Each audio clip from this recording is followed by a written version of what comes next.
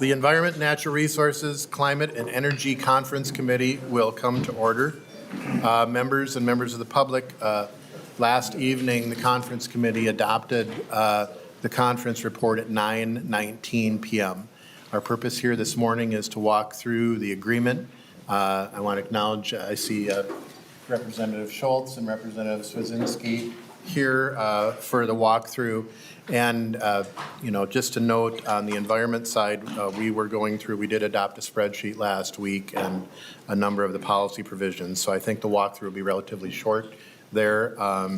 We are not, just to be prepared, we're not going to walk through 400 pages of the bill today. We are going to go through some of the changes. So Ms. Taylor, if you would proceed. Mr. Chair, members, I'm actually just going to turn it over to Mr. Hagemeyer real quick, and then I'll proceed. Mr. Hagemeyer. Mr. Chair, I'll be really quick. From the spreadsheet that was adopted last Friday, there was only minor changes made to the Environment and Natural Resources articles. There was just a couple carve-outs that were added that were part of the riders and later negotiated.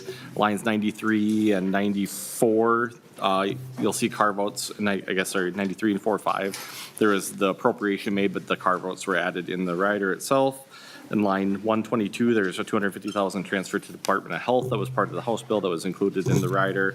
And I think there was one revenue under Department of Natural Resources that was removed from the spreadsheet because it no longer has Pittman-Robertson reimbursement on the RIM acquisition that I thought it had.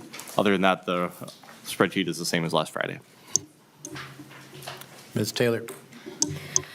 Mr. Chair and members, I'm just going to point out a few new sections. Excuse me. On the bottom of page 135, there's a new definition of environmental justice added to Chapter 115A. This is the same one that was used in the cumulative impacts. This was an agency request, and we changed overburden to environmental justice in one of their provisions. The other change in the PCA article was the addition of some expedited rulemaking. You can find this in section 29 of Article 3. This is for the capital assistance program, and that was an agency request. And then by adoption of the spreadsheet last week, we pulled in a number of the DNR fees. So sections 3 through 5 in the conference committee report established the utility licensing fees that were adopted via the spreadsheet. And then section 22 and then 29 through 34 are the watercraft licensing fees sections. Those were included via adoption of the spreadsheet. There is also section 57. This is the House's language on the ground blind requirement to have blaze orange. That was added.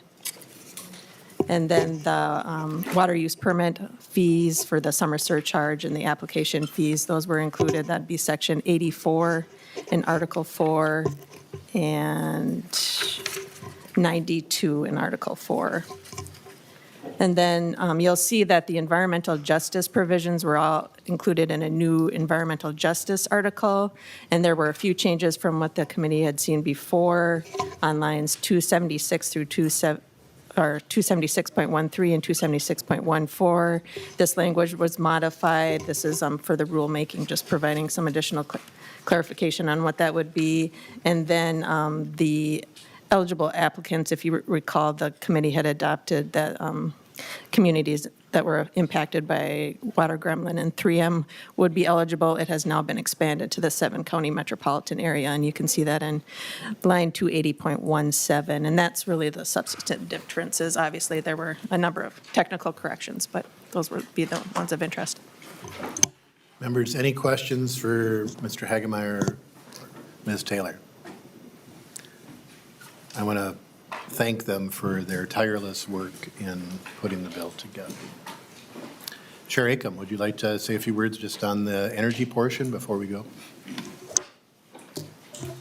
Sure. Thank you, Mr. Chair. And I think that the conference committee report really reflects both the House and the Senate priorities, and it recognizes the importance of addressing climate change. It establishes programs and opportunities that make Minnesota competitive when applying for federal funds, and it prioritizes equity in investments and invests in low-income communities to be able to participate in the solutions around climate change. So I think this bill touches every corner of Minnesota and is something that we can all be proud of. And Senator Friends. Thanks, Mr. Chair, and thanks, members. First, thanks to the members, the staff, all the stakeholders who weighed in on the energy articles. Appreciate all the hard work and patience. You know, I think the Senate position was always Minnesotans want energy that's clean, reliable, and affordable. And clean these days, more and more to the Senate, means carbon emission reductions. There's other ways to define clean, but I think that's how we looked at it. Reliable has to do with some of the things in the bill, like some of the resiliency grants, other ways that we try to prevent loss of service to Minnesotans. And then obviously affordable. Minnesotans want us to keep the prices down wherever possible. We do that if we can by finding efficiencies, programs that are already in place and programs that are enhanced in the bill. Efficiency is a way to use less energy. That's always good. And then in certain ways to try to create programs that improve the way that we consume renewable energy. So if we have wind energy, we want it to be the most efficient. If we have the way we deploy it to help us out, we like that. If we have solar and we have different ways we can use it, we'd love to have it be the least costly, all things considered. And with that, I think the bill represents a good balance between the House and Senate. Looking forward to the continued work, and thanks again to everybody. Mr. Eliff, are you going to walk through the bill? Yes, Mr. Chair. Since we have not previously adopted any energy provisions, this may take a little bit longer, but I'll try to do it as quickly as possible. I'm looking at Article 12 in the bill that starts on page 312. And Section 1 is the Buy Clean legislation, which requires vendors of certain construction materials to measure the amount of greenhouse gases emitted in the production of those materials and to include that in bids to the State Department of Administration and Transportation. Section 2, beginning on page 318, amends the sustainable building guidelines that regulate the construction of state buildings, and it requires the Department of Administration establish resiliency guidelines to encourage design that allows buildings to adapt to climate change.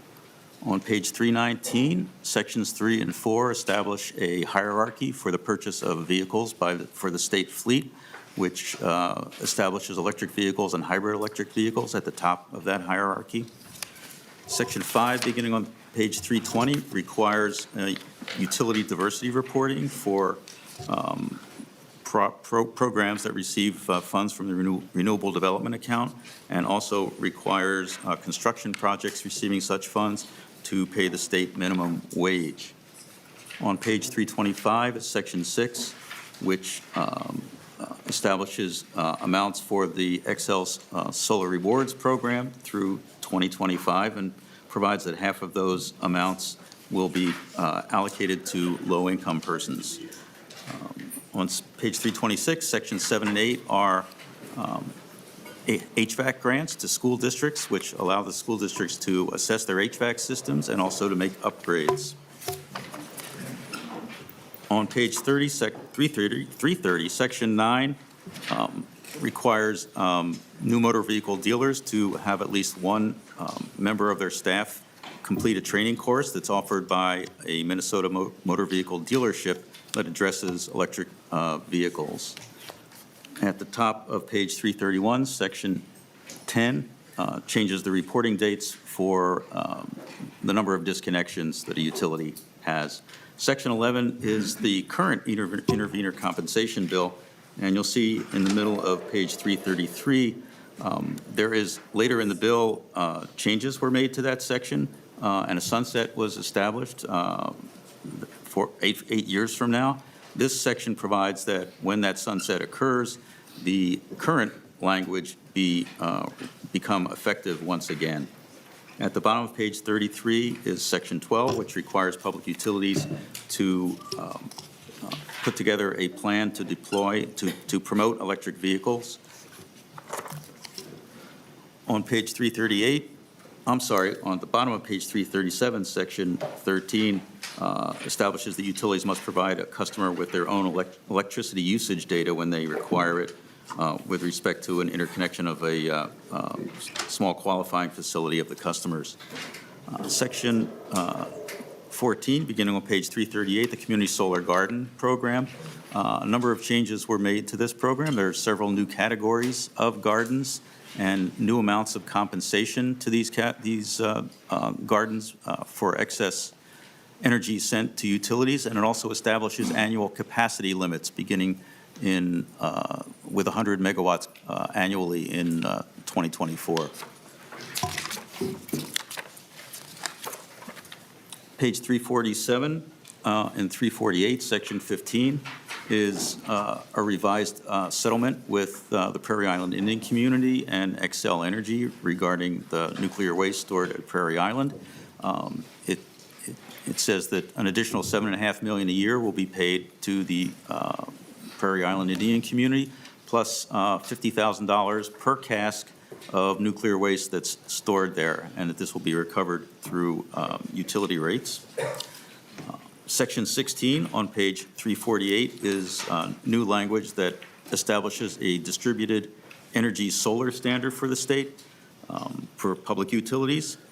Xcel and Minnesota Power, by the end of 2030, must have at least 3% of their total retail sales in the state accounted for by solar energy under 10 megawatts, and Otter Tail Power has a 1% standard. Section 17 at the bottom of page 349 and Section 18 establishes a new process by which consumers can appeal disputes with utilities to the full Public Utilities Commission for a final decision. On page 352, Section 19 establishes a new definition of low-income households in the section of the statutes that's the Energy Conservation and Optimization Plan. Section 20 at the bottom of page 352 allows the Commission to certify certain projects in the utilities transmission plans that are not high-voltage transmission lines. On page 353, Section 21 says that Xcel's integrated distribution plan must include a forecast of distribution system upgrades that are made necessary to accommodate the interconnection of distributed generation that result from the new Community Solar Garden Program I mentioned, and also from the new solar standard.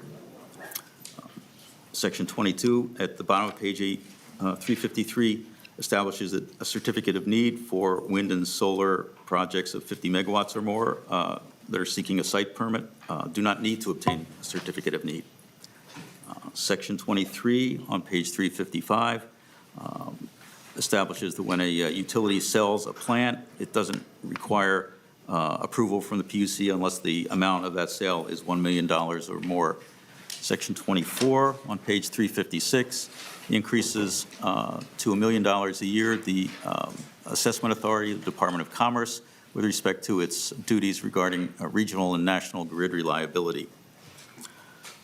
Page 356 at the bottom, Section 25 is new language on the intervenor compensation in PUC proceedings. It establishes which proceedings compensation can be made in and the criteria for compensation, and also limitations to compensation awards.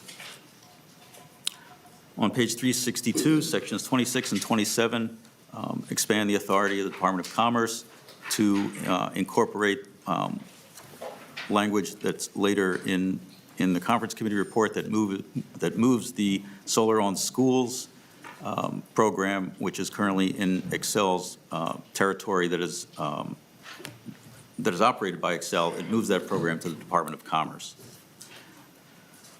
Section 28 on page 364 regards the weatherization and pre-weatherization programs. It expands the use of grant money for pre-weatherization and also establishes training grants for employees in that industry. Section 34 on page 367 is energy benchmarking, which requires building owners in the metro and in cities outside the metro of 50,000 or more to annually use a tool developed by the Department of Energy to state what the consumption of energy in their buildings and send that information to the Department of Commerce. On page 376, section 35 is a new program providing grants to school districts to purchase electric school buses. And on page 382, section 36 is the language that moves the Solar for Schools program in Excel territory to the Department of Commerce. On page 387, section 37 is a new program that establishes grants for political subdivisions to install solar energy on public buildings. Section 38, at the bottom of page 390, is a program that awards grants to Xcel Energy to upgrade its distribution systems to enable the interconnection of distributed energy. Section 39, at the bottom of page 393, it requires Xcel to award grants for the installation of energy storage system by its customers. At the bottom of page 394, section 40, electric vehicle rebates, $2,500 rebates for new cars, $600 rebates for used cars to purchasers of or leasers of electric vehicles in Minnesota. At the bottom of page 397, section 41 establishes a grant program to automobile dealers to obtain manufacturer certification so that they could sell electric vehicles. Section 42 at the bottom of page 398 and the following section are changes to the PACE program that expands to include loans on agricultural land projects. At the top of page 401, section 45 establishes a new program in the Department of Commerce to award grants to upgrade residential electrical panels in single-family and multifamily homes. Section 46 on page 404 is a program, also establishes a grant program in the Department of Commerce to award grants for residential heat pumps. On page 407, section 47 requires public utilities to report on the diversity both of their workforce and of their suppliers annually. On page 408, section 48 establishes a capacity threshold of 10,000 kilowatts for an energy storage system that is, if it's 10,000 kilowatts or more, it requires a site permit from the Public Utilities Commission. Following that is section 49, which includes energy storage system in the definition of large electric power facilities. And the next 11 sections simply clarify that energy storage systems are part of the site permit process, which takes us to page 416. Section 61 establishes new greenhouse gas emission reduction goals, 50% in 2030 and to net zero by 2050. At the bottom of that page, section 62 changes the reporting date for telecommunications access program. And beginning on page 417 with section 63 and the following three sections, these establish restrictions on, it establishes restrictions that homeowners associations can make in the siting of solar energy by members. On page 422, the sunset regarding cost recovery for gas utility infrastructure costs is extended to 2028. At the very bottom of that page, authorizes the Public Utilities Commission to adopt rules for siting energy storage systems. Section 68 on page 423 establishes a grant program for political subdivisions for climate change to deal with both adaptation and to reduce greenhouse gases. On page 425, section 69, this is also related to the moving of the Solar on Schools program to the Department of Commerce. It just says unencumbered funds at Xcel should be transferred. At the top of page 426, section 70 requires Xcel to submit a plan to the Public Utilities Commission regarding the decommissioning and the demolition plan for the Allen S. King plant when it's taken out of service. Section 71 requires the Department of Commerce to provide services to establish a tribal advocacy council on energy. On page 427, Section 72 establishes electric grid resilience grants for consumer-owned utilities, generation and transmission co-ops, and municipal power agencies. On page 429, Section 73 requires the Commissioner of Commerce to contract for a study with respect to solar gardens, comparing Minnesota's program with other programs that exist, and also looking at the cost of other options, ways to organize those programs. Section 74 is a Department of Commerce study to examine the capacity for energy storage systems that's needed to meet both the renewable energy standard and the 100% carbon-free standard. Section 75 on page 430 requires the Public Utilities Commission to establish a docket to examine procedures that allow small distributed energy resources faster interconnections. And Section 76 at the bottom of that page is a grant program to agricultural cooperatives to invest in green fertilizer production facilities that are produced with green hydrogen. Section 77 on page 432 is reviser instruction to make changes in the rules. And the repealer repeals that section of the law that is the solar-owned schools statute in the XL territory. That concludes the bill, Mr. Chair. Members, are there any questions? Chair Acom or Chair Friends, any comments? I just, certainly huge thanks to staff, both nonpartisan and partisan, House and Senate. Appreciate all the efforts that went into getting us to this place. As I said before, proud of the bill, proud of the work that the conferees put into getting us to this place. So thank you. Senator Friends. Yeah, again, Mr. Chair and members, everybody, thank you very much for all the work. Thanks again to the staff for all the work that they did and for the patience.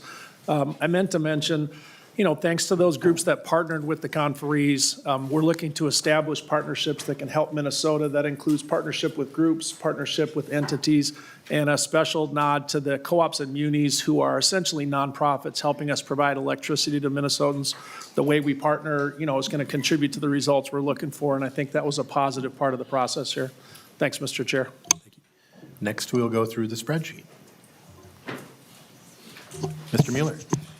Mr. Chairman, I'm going to start off going through the Article 10 tracking.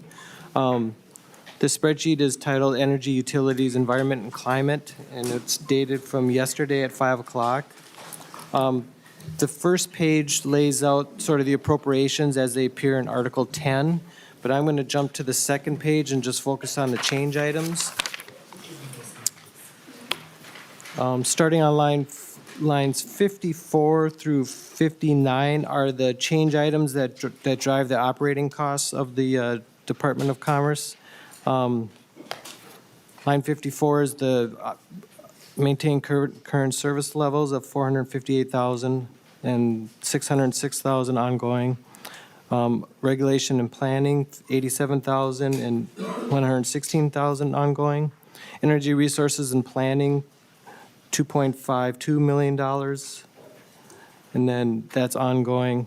Dispute resolution with the utilities, this is not in the governor's bill, it's $154,000, and that is ongoing. Community actions to that drive some of the operating costs for the Department of Commerce dealing with community solar gardens is $1.9 million for the biennium, and that is ongoing. And then we have the transportation electrification plan, $164,000, also ongoing. And after that, starting on line 60, we get to some of the new programs that are in the bill. Solar for schools at $15 million, and most of these are all one time. I'll mention the ones that are ongoing. Line 62, pre-weatherization and workforce training, $38.7 million and $3.2 million ongoing. Strengthen Minnesota Homes, $1 million one time. Down to line 66, clean energy resource teams will be $500,000 per year ongoing. The high voltage transmission line in North Dakota, $15 million. Line 69, the Minnesota Energy Alley, $3 million. Line 70, the Anoka Rum River Dam, 500,000. Line 71, the residential electrical panel grants, 3 million. Going down to line 74, the benchmarking proposal, it is $2.1 million in the current, or in the fiscal year 24-25 biennium. There's 301,000 ongoing for Department of Commerce. Then within that, there's a $750,000 carve-out for grants to utilities and a $756,000 carve-out for technical school grants.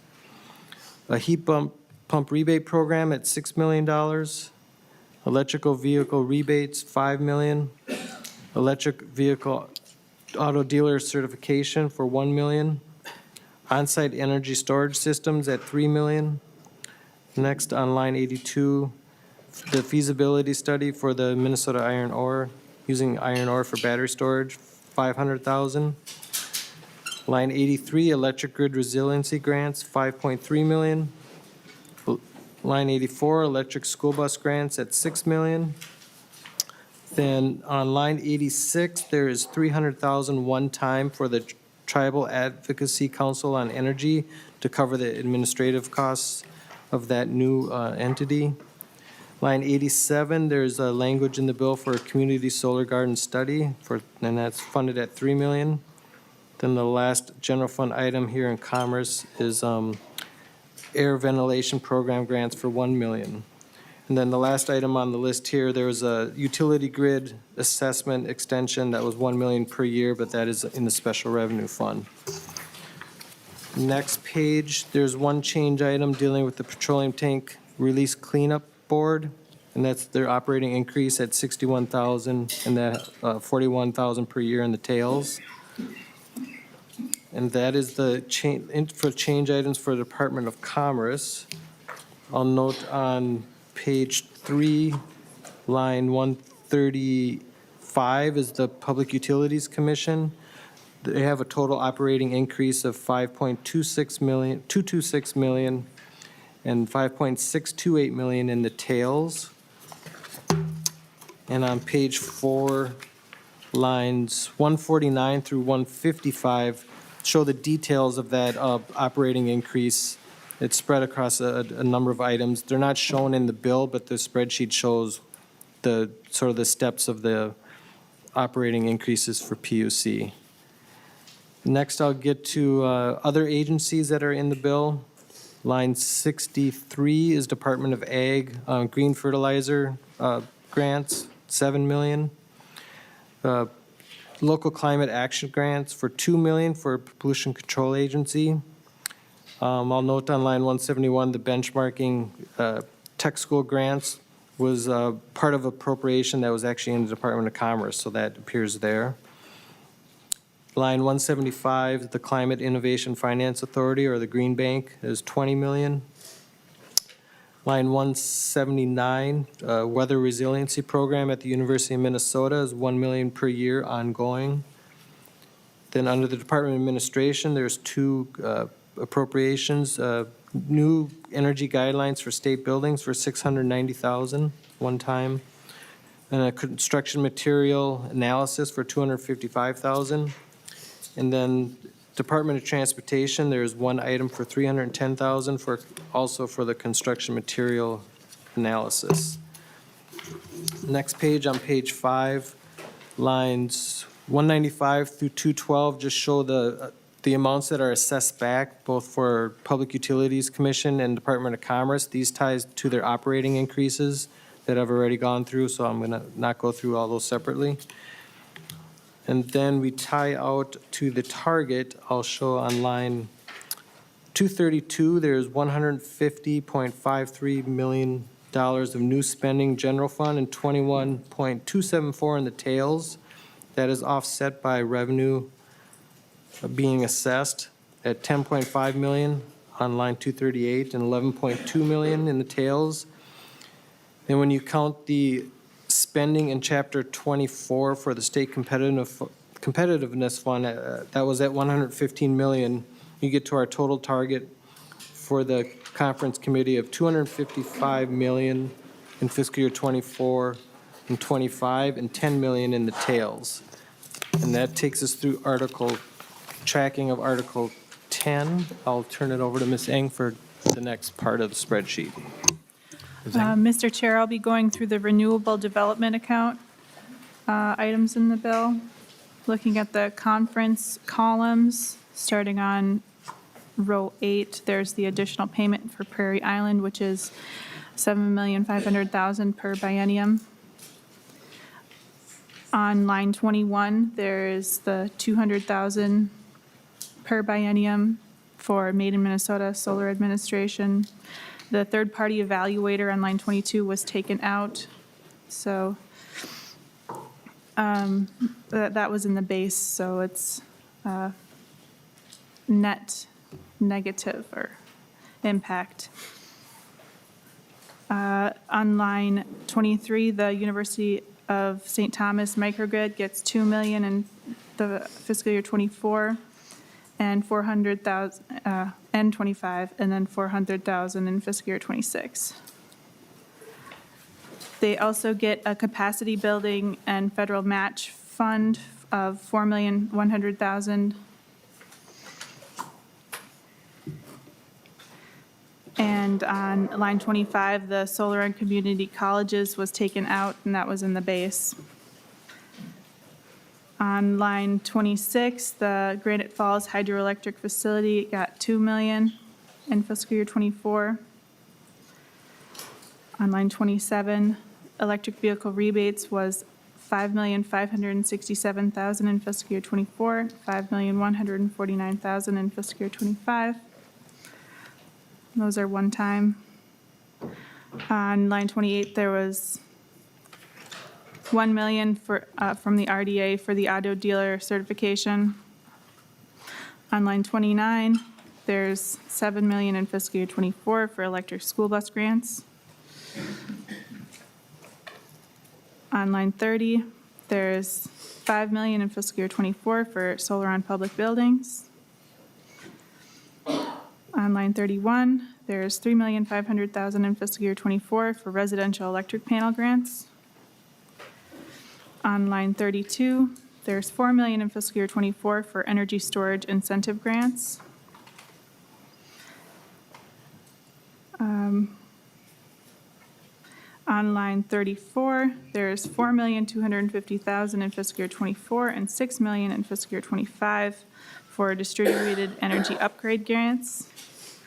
And of that amount, there's $250,000 for a small interconnection program.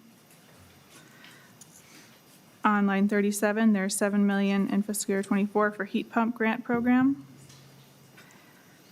On line 38, there's $14,310,000 in fiscal year '24 for solar on schools. And on line 41, there's $250,000 for the storage deployment study. Looking at other agencies, on line 46, there is $4,200,000 in fiscal year '25 for the National Sports Center solar array and roof. To the Department of Administration, on line 50, there is $690,000 for a weather trend study. And on line 51, there's the State Building Energy Revolving Loan Fund Administration of $182,000 in the first biennium and $184,000 in the tails. Then looking at page 7, for the Pollution Control Agency, there is $2 million in fiscal year '24 and $1 million in fiscal year '25, one time for local climate action grants.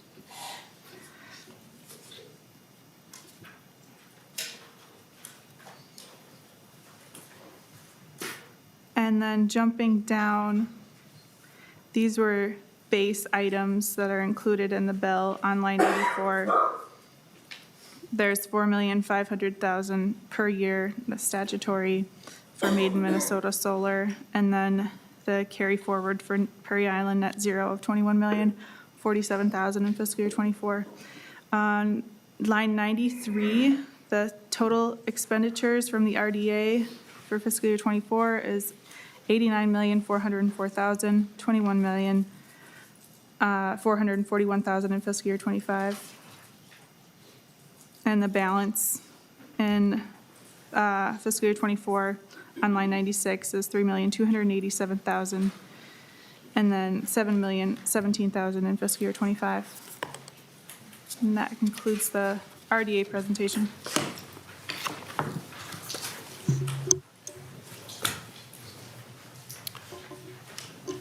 Any questions, members? Seeing none, I want to take a moment to thank Peter Strohmeyer and Kara Josephson for their work. Long hours, burning up their phones, making sure we get here on time and get things done. And so I just want to thank them for their work in developing this bill. Unsung heroes that make this work. And Mr. Molzon, Justin, also key work getting things done. Members on the environment side, I just want to note that there are provisions in here that have been worked on for 20 years, that the MLCAT repayment was from 2003 and 2005. There are provisions that have been worked on with CWD for 5 to 6 years. Often, it's mysterious to Minnesotans how things get done or don't get done. But with time, problems generally do get resolved. Unfortunately, sometimes it takes a very, very long time. And so this bill is a problem-solving bill. There are many, many problems that are solved in this bill that have taken a very, very long time. Lottery and lieu, paying back that was also rated in the early 2000s. And we're not completely there, but we've made progress. So this is a transformative bill. I know that word's been used a lot, but it's also a foundational bill because it's keeping the promises that were met many, many years ago and building on those efforts that were started by many who are no longer in the legislature that started the work. PFAS is a product of the work of people. Environmental justice, I think the environmental justice and cumulative impacts portions here are some of the best in the country, if not the best in the country or the world. So Minnesota can be a model again, and I think this is going to show that. And then finally, I cannot say enough about Senator Herr, who's been texting me, and I think the Senate was up a bit early in the morning working. But Senator Herr has been one of the most kind, resilient, strongest members I've worked with. His character is unimpeachable, and he wishes he could be here this morning. I think he'll do a great job on the floor, but it was a pleasure working with him, and we look forward to working with him in the future. I believe we have met our constitutional responsibility of the legislature providing a budget as a separate but equal branch of government. The report was signed off by the House and the Senate last night. With no other questions, we are adjourned.